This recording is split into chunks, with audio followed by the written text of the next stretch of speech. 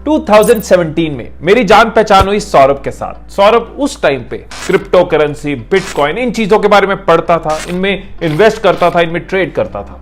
अब उस टाइम पे ये इतना कॉमन नहीं था। उसने मुझे भी समझाने की कोशिश करी, लेकिन मुझे पूरी तरह से समझ नहीं आया, आधा अधूरा समझ आया। अब जब कोई चीज कॉमन होना शुरू हो जाती है ना, तो वो इंटरेस्टिंग लगना शुरू हो जाती है। तो मैंने भी इसके बारे में पढ़ना शुरू किया, इस फ्यूचर के रेवोल्यूशन, फ्यूचर की क्रांति, ब्लॉकचेन टेक्नोलॉजी को समझना शुरू किया, peer to peer network, cryptocurrency, इन चीजों के बारे में जानना शुरू किया। बहुत देर से मन था कि इस चीज के ऊपर वीडियो बनाऊं, लेकिन पहले कमेंट्स में इतना इसके बारे में क्वेश्चन नहीं था। लेकिन रिसेंटली कमेंट्स में कई सारे क्वेश्चंस आ रहे हैं क्रिप्टो करेंसी को लेके, और नॉलेज पार्टनर्स भी अप्रोच कर रहे हैं। अब क्योंकि ये पॉपुलर हो रहा है, हर कोई इसको समझना चाह रहा है, तो आज की इस वीडियो में बहुत ही सिंपल तरीके से, ऐसे तरीके से कि एक छोटा बच्चा भी समझ जाए, आपको बताने वाला हूं क्या होता है ये, क्या है ब्लॉकचेन जो फ्यूचर का रेवोल्यूशन, क्या है क्रिप्टो करेंसीज, कैसे ये काम करती हैं, इनकी प्राइसेस ऊपर नीचे क्यों होती हैं, माइनर क्या है, माइनिंग क्या है, पीयर टू पीयर नेटवर्क क्या है, इंडिया में ये कितना लीगल है, इसमें ट्रेड और इन्वेस्ट कैसे करना है, हर चीज आपको इस वीडियो के एंड तक क्लियर होगी। और साथ ही आपको 100 रुपीज बिटकॉइन भी मिल सकता है। सो कीप वॉचिंग और अब समझना शुरू करते हैं। तो समझना शुरू करते हैं बहुत ही सिंपल सी स्टोरी के साथ। दो दोस्त हैं, राज और बजाज। राज ने बजाज से 10 रुपए का काम करवाया और उसको 10 रुपए देने की जगह उसको बोला कि मैं तेरे को एक 10 रुपए की टॉफी दे देता हूं। अब राज और बजाज ने सोचा कि चीजें सिंपल रहे, हिसाब आसान रहे, जमाना डिजिटल है, कल को हम दूर होंगे, जरूरी नहीं हमेशा पास हो, तो हम इस टॉफी को डिजिटल कर लेते हैं, एक डिजिटल टॉफी बना लेते हैं। Digital toffee? अब टॉफी की डिजिटल वर्जन तो बना लेंगे, लेकिन यहां पे एक प्रॉब्लम है कि ये डिजिटल है, इसको कोई भी कॉपी पेस्ट कर सकता है, इसको कोई भी मल्टीप्लाई कर सकता है, ईमेल में अटैच करके कई लोगों को भेज सकता है, 1 के 100 बना सकता है। अब इसका भी सोल्यूशन हो सकता है कि जैसे राज ने बजाज को एक डिजिटल टॉफी दी, तो इसको एक कंप्यूटर में डॉक्यूमेंट में नोट कर लिया जाए कि राज ने बजाज को एक टॉफी दी है, लिख दिया। इस हिसाब रखने वाले डॉक्यूमेंट को कहते हैं लेजर। अब ये जो लेजर है वो कोई एक जना मेंटेन कर रहा है, और वो चाहे तो गड़बड़ कर सकता है, वो 1 का 10 लिख सकता है, वो कुछ भी कर सकता है। तो यहां पे एक रेवोल्यूशनरी सॉल्यूशन है, यहीं पे आती है वो क्रांति कि व्हाट इफ, क्या अगर ये लेजर हर कंप्यूटर में स्टोर हो रहा हो, हर कंप्यूटर में हिसाबों के टोटल डिजिटल टॉफीज कितनी हैं, राज के पास कितनी है, राज ने बजाज को एक टॉफी दी, अब बजाज के पास कितनी टॉफीज हैं, अगर ये हिसाब हर कंप्यूटर में हो रहा होगा, तो कोई एक जाना अगर गड़बड़ करने की कोशिश करेगा, वो सारे कंप्यूटर से मिसमैच होगा और वो पकड़ा जाएगा। अब ये राज और बजाज की एग्जाम्पल को लेते हुए हम सारे कॉन्सेप्ट्स को आसानी से समझते जाएंगे। सबसे पहले बात करते हैं क्रिप्टो करेंसी की। ये जो डिजिटल टॉफीज थी जो उन्होंने आपस में एक्सचेंज करी, ये एक तरह की क्रिप्टो करेंसी है। क्रिप्टो मतलब सीक्रेट, करेंसी मतलब गुड्स और सर्विसेज खरीदने का जो मीडियम है, जो जरिया है।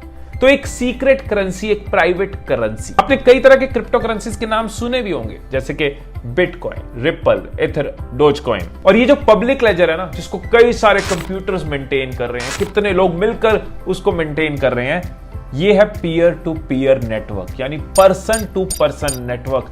कई सारे लोग कंप्यूटर्स मिलकर उस लेजर को मेंटेन कर रहे हैं, कोई एक का नहीं है, वो अनेक का लेजर है।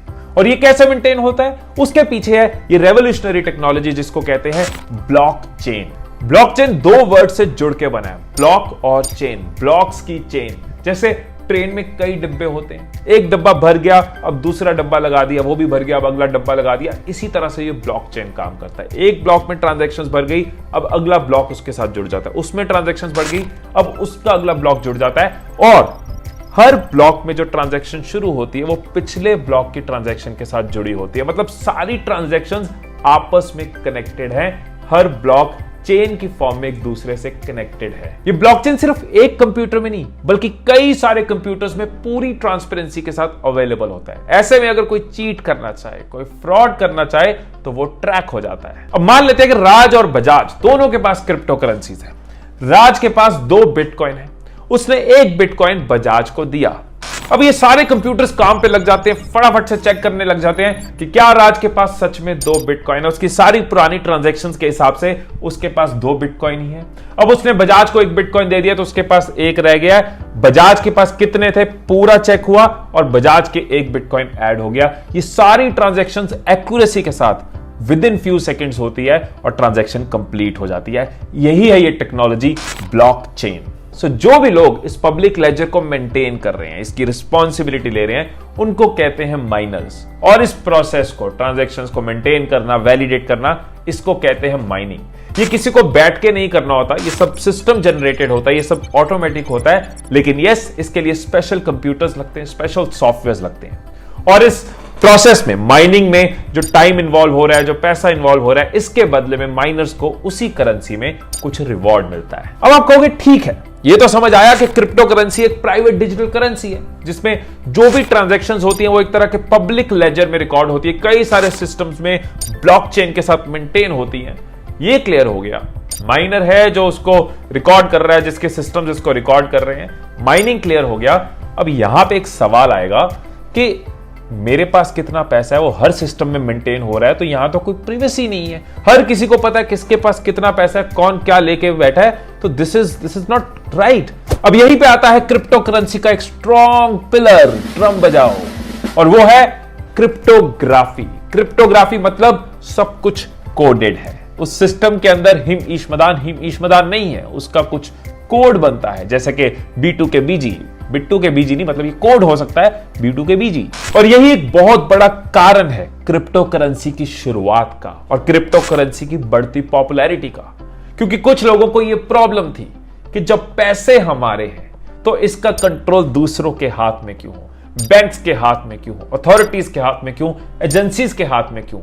गवर्नमेंट जब चाहे इन्फ्लेशन बढ़ा दे, नोट छप गए, इन्फ्लेशन बढ़ गई, इन्फ्लेशन घट गई, रुपये की वैल्यू कम हो गई, डॉलर की वैल्यू बढ़ गई। इस तरह की चीजों से लोगों को प्रॉब्लम थी कि ऐसा क्यों नहीं हो सकता कि करेंसी भी डिसेंट्रलाइज हो जाए, किसी एक का कंट्रोल ना हो। जब करेंसी सबकी है तो कंट्रोल भी सबका हो। मेरे पास कितना पैसा है ये बैंक में बैठे लोगों को क्यों पता हो, ऐसी कई ट्रेडिंग एजेंसीज के लोगों को क्यों पता हो, कई सारी पार्टीज को क्यों पता हो।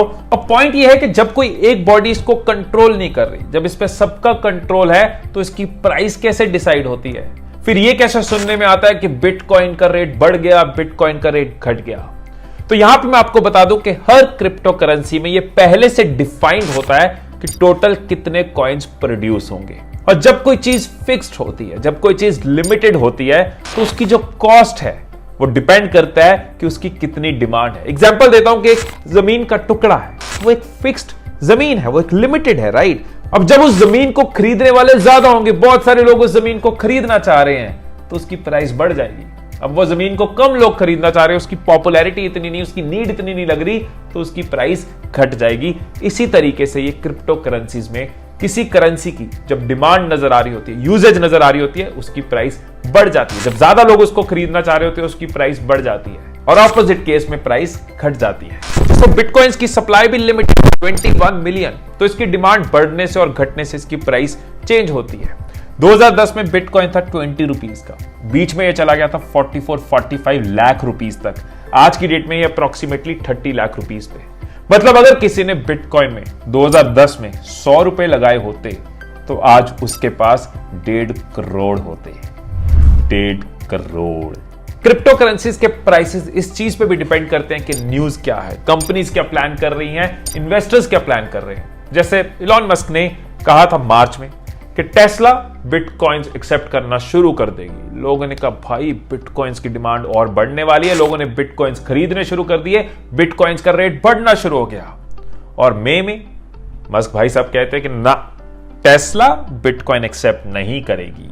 और इसके बाद बिटकॉइन जो इलॉन मस्क के ऐलान से पहले $60,000 पे पहुंच गया था, वो $30,000 पे आ गया। इसको मस्क डिब्बी कहते हैं। फायदों की बात करें तो एक फायदा कि ये डिसेंट्रलाइज्ड है, कोई एक कंट्री, कोई एक गवर्नमेंट, अलग अलग पावर्स इसको कंट्रोल नहीं कर रही, इंडिविजुअल्स इसको कंट्रोल नहीं कर रही, ये सबके साथ है, सबके लिए, सबके थ्रू कंट्रोल्ड है।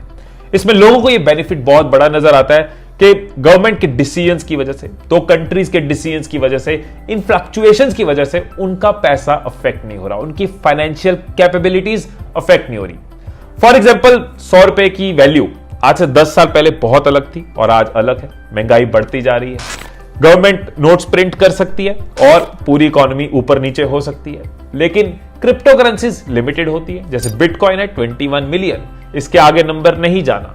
तो ऐसा नहीं है कि किसी ने कॉइन्स और प्रोड्यूस कर दिए और इकोनॉमी हिला दी। सेफ्टी की बात करें तो बहुत से लोगों का मानना है क्योंकि ब्लॉकचेन टेक्नोलॉजी यूज हो रही है इसलिए बहुत रिलायबल है। इनफैक्ट ब्लॉकचेन सिर्फ करेंसीज में नहीं, आने वाले टाइम में एजुकेशन में, हेल्थ केयर में, डेटा मैनेजमेंट में, कई सारे एरियाज में ब्लॉकचेन टेक्नोलॉजी को यूज किया जाएगा। अब डिसएडवांटेजेस की बात करें तो क्योंकि कोई एक गवर्नमेंट, कोई एक अथॉरिटी नहीं है, तो अगर कोई प्रॉब्लम आती है, अगर आपकी कोई कंप्लेंट है, तो आप किसके पास जाओगे? ये किसी एक के कंट्रोल में नहीं है। इसका फायदा आपको है तो इसका नुकसान भी आपको है। और क्योंकि एक सीक्रेट करेंसी है तो एक नुकसान इसका यह भी है कि अनएथिकल कामों में लोग इससे पेमेंट करते हैं। और थर्ड कि माइनिंग का जो प्रोसेस है ये इको फ्रेंडली नहीं है। इसमें बहुत ज्यादा पावर यूज होती है, बहुत ज्यादा इलेक्ट्रिसिटी यूज होती है, मतलब रिसोर्सेज यूज होते हैं। एंड आई होप कि फ्यूचर में इस चीज के ऊपर भी काम किया जाए कि अगर हम आगे बढ़ रहे हैं तो किसी नेचर का, इन चीजों का नुकसान करके नहीं बढ़ रहे, उस चीज को भी इवॉल्व करा जाए कि कैसे इसको इको फ्रेंडली बनाया जाए और सेफ बनाया जाए। अब एक सवाल जो आपका कमेंट्स में रेगुलरली आता है कि क्या क्रिप्टो करेंसी इंडिया में लीगल है?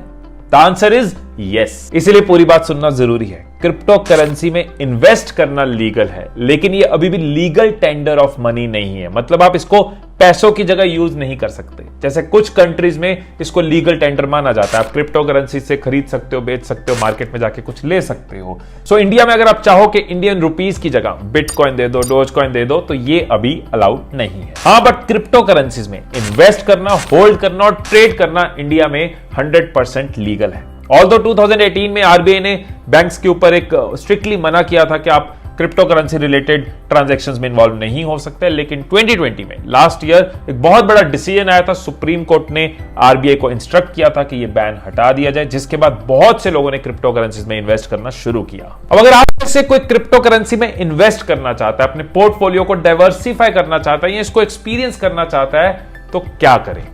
तो यहां पे एक सिंपल और सेफ सोल्यूशन है हमारी इस वीडियो के knowledge partner CoinDCX Go app. मैंने भी आपको बताया था 2020 में सुप्रीम कोर्ट ने इंडियन बैंक्स को क्रिप्टो करेंसी में ट्रेड और इन्वेस्ट करने की एक्सेप्टेंस दे दी थी।